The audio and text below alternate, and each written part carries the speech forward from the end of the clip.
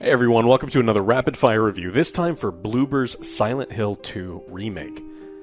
The original Silent Hill 2 is a classic. It is a video game that rises above the standards of survival horror with intense and memorable character stories, a fascinating setting, and monster designs that again rise up beyond the standard zombie in a way that only our own personal demons manifested into the world can. I have very fond memories of playing the original when it first came out with a group of friends in the dark. It's an incredible story that slowly unwinds as you play and even gets better on subsequent playthroughs. And you're further incentivized to do so with multiple endings. Bloober handling this remake makes a lot of sense. The game Bloober is best known for, Layers of Fear, was heavily inspired by PT, the playable teaser for Silent Hills. And their wheelhouse is atmospheric psychological horror. While I think they always deliver on creating excellent atmosphere in their games, I don't always think they're as successful as they'd like to be delivering on the horror elements. Something always seems to be missing in their games. You can see the potential that's there, it's just never fully realized. And it's frustrating, mainly as a consumer who paid to play, but also someone who just loves horror games and wants them to do well.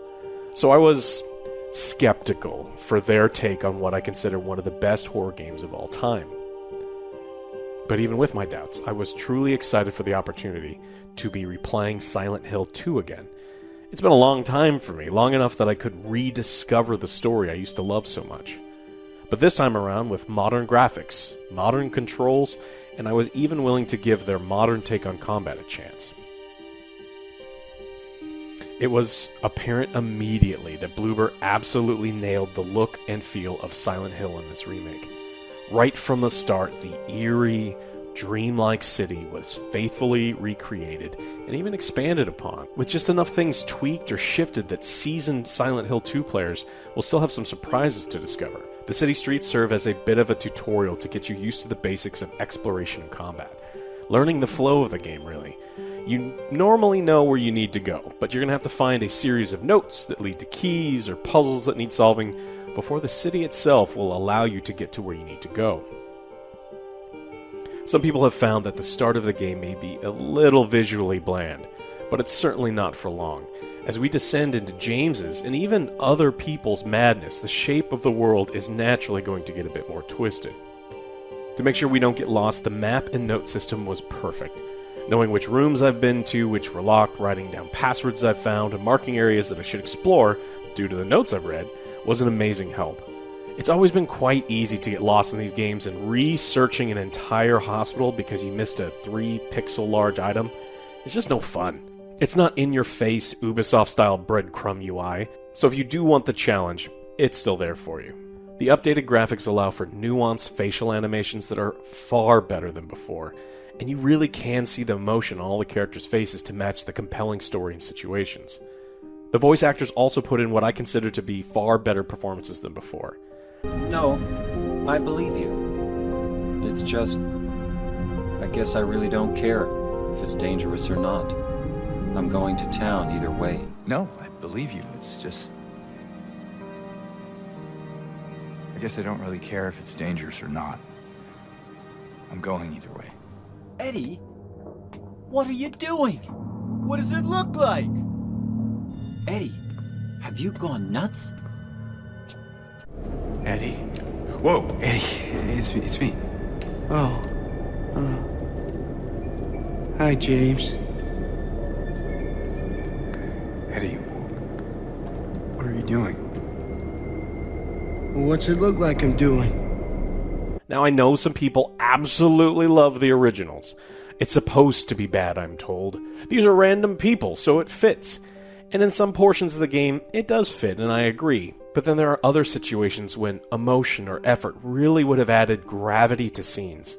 Sometimes when voice actors seem disinterested in what they're reading, it makes scenes feel unimportant. And unimportant does not fit with Silent Hill. The characters in Silent Hill 2 have always been fascinating, and they wouldn't have been drawn to Silent Hill in the first place if they weren't. There's every bit as much impact as before, and I even found some improvements, especially with Eddie. The game's music and sound design is just stellar. The music is just as iconic, and to be honest, kind of odd as it was before. The original composer Akira Yamaoka returned and has rearranged some of his original pieces. But if you're familiar with the originals, I don't think you're going to find any diminishment. The triggered events and other sounds paired with how unsettling everything looks and how tense the gameplay is really makes the experience.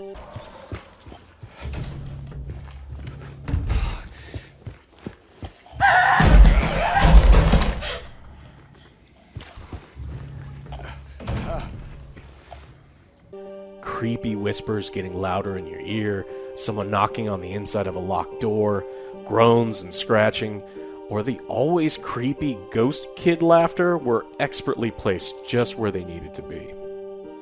The enemy placement in the game was just as well done. Check your corners, people. There are ambushes everywhere. And not just cheap jump scares of enemies bursting through walls either. When you are low on health, low on ammo, and sneaking around in the dark searching for clues, the game is at its best. One small problem I did have was towards the end of the game, some of that tension was alleviated. At the end, when the environments are the scariest and the enemies are the most dangerous, I did feel like for a survival horror game they were far too generous with the loot density. There's just too much ammo and too many healing items. Now I was checking most of the nooks and crannies, but it still felt like too much. In the original game, combat was clunky at best. Here, it's far more refined. James is still no combat expert, there's sway in the aiming, but it was still pretty easy to do with a mouse, though it was noticeably harder on controller during OJ's run. James' melee attacks are still slow and take some recovery time, but with the ability to dodge. And after a bit of practice, it was pretty easy to not take much damage in direct one-on-one conflict. Hit, dodge works remarkably well. Now, the enemy AI does have some change-up combos, can dodge themselves, or string together attacks that can lead to some damage if you're not paying attention. But for the most part, you're going to be okay. The bulk of the damage and danger comes from mannequin ambushes. Fights with multiple enemies are also very dangerous. Or if you're like me, you're going to take most of your damage from accidentally starting attack animation into some acid barf. In the end, I think the combat system is fine. It certainly doesn't feel like a failure on its own, but I think it could be tweaked a little bit. I do like the dodge, I like the melee attacks and how the guns work. Now fortunately they did include difficulty sliders for both combat and for puzzles, so if you're confident in your abilities, or are familiar with the genre, or just want more of a challenge, I strongly recommend increasing at least the combat difficulty. The only major issue I had was PC performance. The game did stutter for me, and far more regularly than would be acceptable. I didn't have any crashes, thankfully, but on OJ's playthrough, it was way worse. It was stutters, slideshows, freezing. I hear it's just a joy that comes from the Unreal 5 engine, but for a $70 title, it's not unreasonable for us as consumers to expect better. And it's the major flaw of the game. Despite the problems, I still had a great time with Bloober's Silent Hill 2. It's a classic for a reason, and Bloober did a fantastic job faithfully and lovingly recreating the game, without the need to completely rewrite or redo or put their stamp on the game. This is how you remake classics. You modernize controls and graphics, you smooth over some of the roughness, and really just let what the previous fans loved about the game to shine through. It looks and sounds great, it's tense, and the story is every bit as impactful as before. With the added content, this version of Silent Hill is about 11 to 15 hours for a playthrough, for $70. Now the game does have several endings, with all the classic ones returning, as well as some new ones. So there is some additional value for those who want to see what trouble James can find himself in. But it's still on the line of being a bit lean on content for that price point. But if you're a big fan of survival horror, I do recommend picking this one up. It's the perfect time of year for it. Turn the lights off, grab some headphones, and I think you're going to have a great time. For everyone else, keep an eye on this one when it goes on sale. I think it's worth it. Now for the score of the game, I was really impressed. And after my playthrough, I was at a 9 out of 10. But after how badly it ran for OJ paired with it being just a bit lean on content, I'm going to give Silent Hill 2 Remake an 8 out of 10. Bloober deserves a ton of praise for faithfully remaking one of the best horror games of all time. The game's performance just let it down a bit. If this is the quality that the remakes are going to get, I desperately need them to do the same for Fatal Frame 1 and Silent Hill 1. Thanks so much for watching this rapid fire review. I'm going to be checking out Towers of Agaspa next, so I'll see you then on the next Angry Joe Show.